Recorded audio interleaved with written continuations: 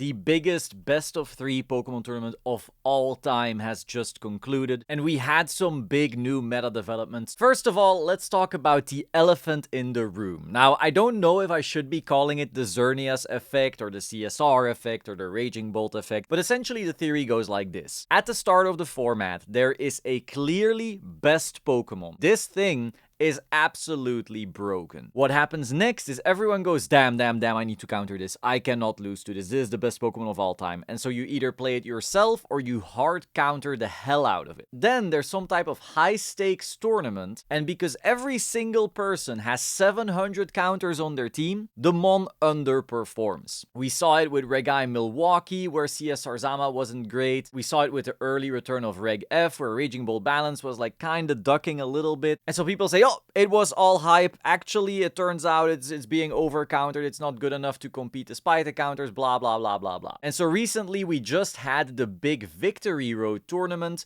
where Floette did okay. You know, 3 of them were in asymmetrical top cut, but they all fell out of asymmetrical top cut before getting into the actual top 8. So then people were going, oh, look, Floette didn't win. It wasn't even in top 8. And so now Floette is back with a vengeance. It won this biggest tournament, while some people might look a little further and go, oh, actually, it won the tournament, but beyond that, it wasn't that popular in the top cut either. It wasn't dominating or anything like that. What's really important is that we look at this little bit of data. If you cut out the Pokemon that didn't have a lot of games, out of the actually played Mons, Floette had the highest win rate in the entire tournament. And while normally I don't try to put too much pressure on the win rates because there's usually not enough games, we are talking about, as you can see in these numbers, over 5,000 games worth of win and loss rates. That is an insane amount of data. And so as of now, yes, Floette is back on top. Now, who else is back on top is this trio. And I don't really want to say trio, honestly, because it's really Basculegion plus King Gambit, with Garchomp being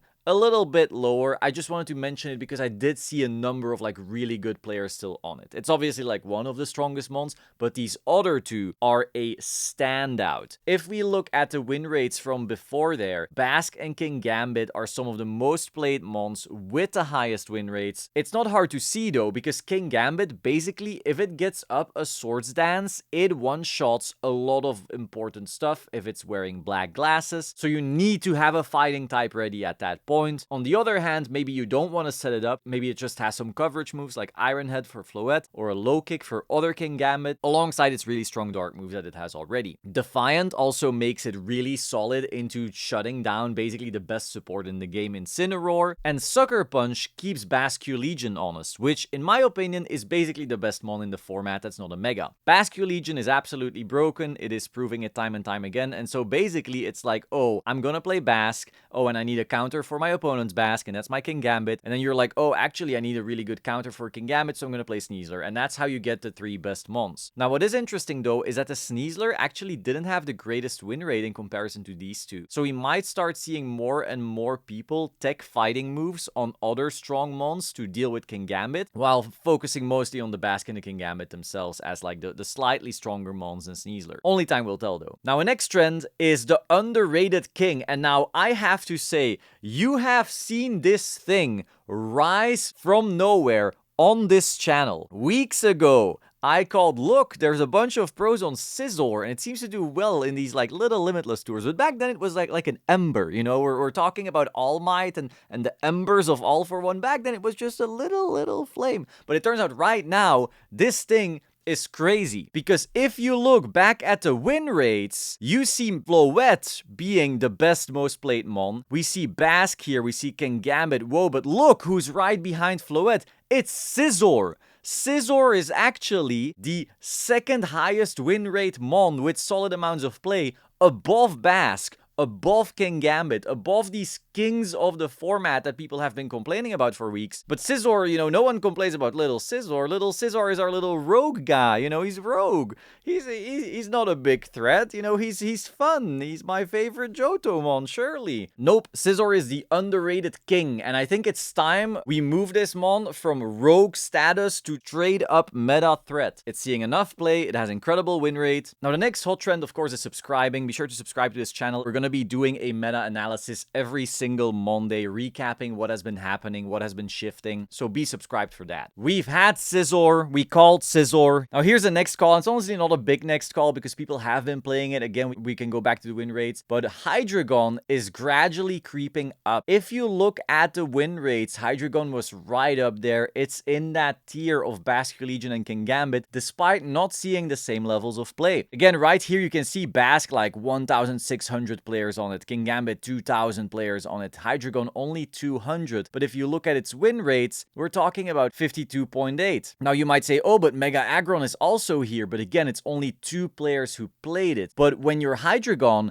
had 1,300 played games, if your win rate is then close to a Kingambit, ooh, that is real. Now this mon is actually really interesting in the context of what we were talking about before. If Kingambit and Basque Legion are considered the best mons, and this thing resists water, resists ghost, and resists dark, then obviously this thing is super well positioned. Now, it does have a Floette issue, of course. But beyond Floette, this mon is very, very threatening for the current best mons. Now, you could argue, sure, low kick is gonna be super effective, but like, it'll be fine, and not every Kingambit has low kick either. Sneasler is of course an issue, but we see some of these are running Choice Scarf. This thing learns Snarl, Draco Meteor, Tailwind, Dark Pulse, Flamethrower. This is kind of like a Swiss Army knife, and I think this thing is pretty well positioned right now. Next, I wanted to highlight something, and we're calling it 2 Mega or not 2 Mega, but it's really about weather. If we're looking at this top cut, we have only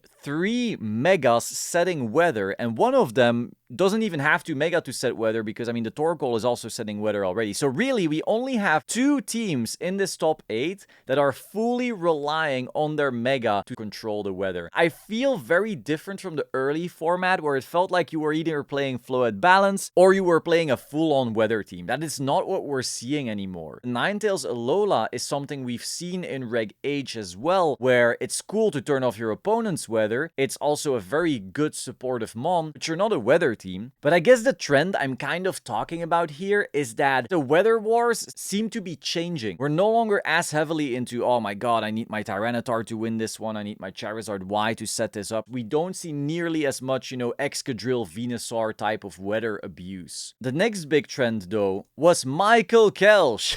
If you weren't on Twitter, you might not have known what went down this weekend, but essentially Michael Kelch is one of the best players in the world, and he was attending the Prague Regional, so he technically couldn't have played the Scraw Tour at the same time. However, there's a solution for that. You can simply give up on your last round of Prague and decide to just start playing the Scraw Tour, but oh, you win that. So what do you do now? Well, you take a cab with your friends, and that's me right here. Can you see me here? That's me. And you just play the Scraw Tour in the cab, and you hope that your hotspot doesn't give up. But he kept winning, so, I mean, then we're in the restaurant, and, I mean, I guess you just keep on playing as well, but you keep winning again and again. We eat some croquettes, we eat some meat, but beyond that, most importantly, we of course keep winning. So at this point, the entire restaurant is very interested in what you're doing, and also you're 4-0. So this hotspot better not give up. But that's when Shmon came with a genius idea. What would be the funniest location for Michael to keep on winning? And he said, oh, we can go to the club. So of course we had to take Michael to the club. That's right, our world's finalist, world's top 8, world's top 4 player who just couldn't stop playing Pokemon. Of course we had to take him to the club. He's just kicking butt, staking names. Everyone's having a good time, but he has his own way of having a good time. Next, it was of course time for karaoke. We had to sing Country Road, we had to sing the Pokemon theme, and of course, he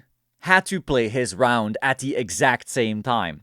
I am not joking. This photo is him playing the tournament live on the stream. Yeah, he was straight up the stream match. He's singing the Pokemon theme song and playing the game at the same time. And of course, he had to win that game as well. He then ended up getting top 8 in that tournament while playing those rounds in a car back to Germany. This god will never fall. But you know who will fall? Sinistcha. Sinistcha has been kind of on fraud watch. Now, don't get me wrong, of course Sinistcha is an incredible support, but overall the meta just has not been favoring it. If we are looking at its win rate in the tour, it was sitting at a humble 48%, which is not bad. It's a percent higher than Incineroar even, but it's also not great. It's no longer in the Floette, Basculegion, Kingambit league. As you saw in the previous meta-analysis, Incin has been kind of on a downtrend. Still a really good Pokemon, of course, but there's just a lot of Incin hatred in the form of Kingambit, Scizor, and Basculegion. Similarly, Sinistcha does not like facing Kingambit. Kingambit just clicks, boop, Kowtow Cleave, goodbye. Then there's Froslass Balance also just blizzarding it away. There's of course Charizard Y clicking Heat Wave. And so there's just a lot of Sinistcha hate, and there's not a lot of things that Sinistcha has time to heal. The format is very offensive, it feels like, and so you don't really have time to, you know, go in, heal a little, go out into your Incin because you're going to Defiant boost the Kingambit. And so yes, it's kind of on a downtrend. We can't only talk about Mons going up, some have to go down to make room. Speaking of Mons going up, we have the new trend. The hot new tech of this tournament was definitely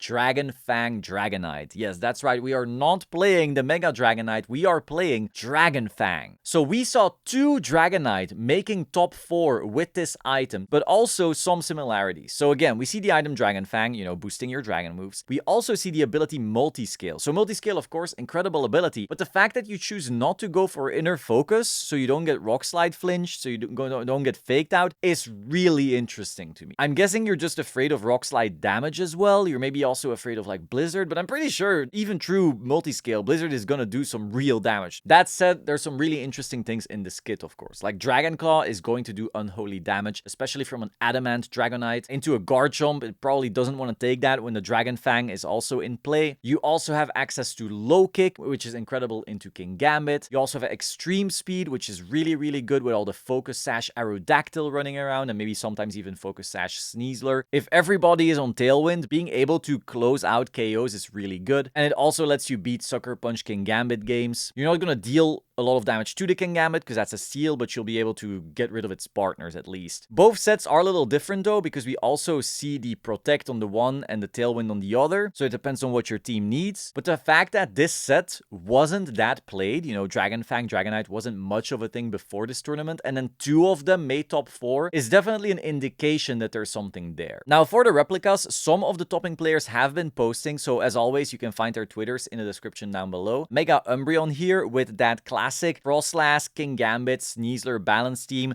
No Fire, Water, Grass, just solid balance pieces together. Access to Aurora Veil, very good for damage trading, and so you can try the team for yourself if you like it. Then we saw top 4 Santino's team. We see the Mega Gengar. We see that Dragonite, the Dragon Fang one I mentioned earlier. So if that's something you fancy, you can try that out as well. Personally, I'm a big fan of Mega Gengar. Honestly, I'm a big fan of the top 3 Megas in general. I like Zard Y, I like Mega Floette, I like Mega Gengar. Then we had the Trick Room team here. So if you're not really into the teams mentioned before, but you want a very strong topping Trick Room team, you can play this. It had Mega Kangaskhan, it had Torkoal, it had Farigiraf, a lot of solid pieces. And then finally, maybe the most off-meta team that also did well in this tour was this Mega Scovillain Kommo-o team. So big shout out to the players who were willing to share their replicas. And if you want probably like the most weird team out of this top cut, this might be the one. We've talked about a lot of these pieces on the channel before, but yeah, this is spicy. Pun not intended. That was all for today. Be sure to like, comment, subscribe, and I will see you soon. Ciao.